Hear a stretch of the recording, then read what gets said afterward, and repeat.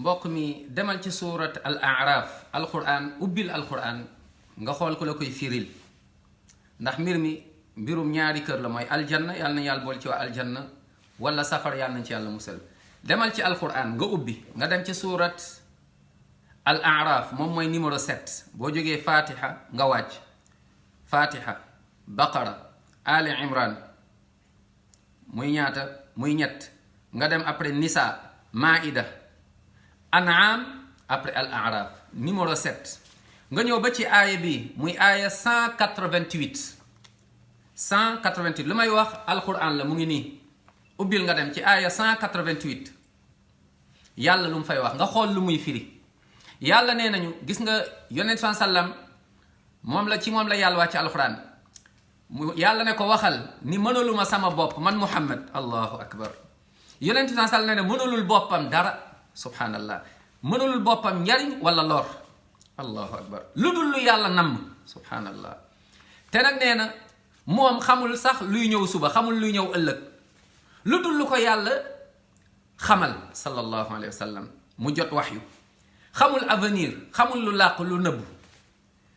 subhanallah sinon bu ko xamoon sax kon mais metti du ko dal bu xamoon ni lii day am kon boobaa mu mën a moytu yoon yooyu mais ñaata yoon la yoon sa sallam nekk ci ay nattu mu ne man kat yàlla moo ma yónni may jottali rek di leeralal nit ñi mooy di leen wax yoonu aljanna ngir ñu mën cee teg seen tànk waaye di leen wax yoonu safara ndax ñu mën koo moytu subhanallah yonent sa sallam nee na mënulul boppam dara kon ne doomam Fatima radiyallahu anha ne ko mënuluma la dara bés pénc góorgóorlu nga jaamu yàlla kon jàng leen aaya yi yàlla mu ne بعد أعوذ بالله من الشيطان الرجيم قل لا أملك لنفسي نفعا ولا ضرا إلا ما شاء الله الله أكبر قل لا أملك لنفسي نفعا ولا ضرا إلا ما شاء الله mënaluma sama bopp dara nii njariñ nii lor lu dul loo xam ne yàlla rek moom la dogal walaw kuntu a'lamu al-ghayba lastakthartu min al-khayri wa ma massani as-suu in ana illa nadhirun wa bashirun liqawmin yu'minun suratul a'raf verset 188 bul tayal ubbil nga xool lu muy firi nga daal di jël aaya boobu nga teg ko sa dund xool foo ci toll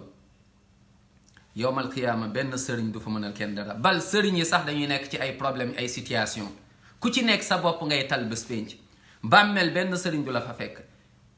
subhanallah ku nekk am nga lu la doy demal ca surat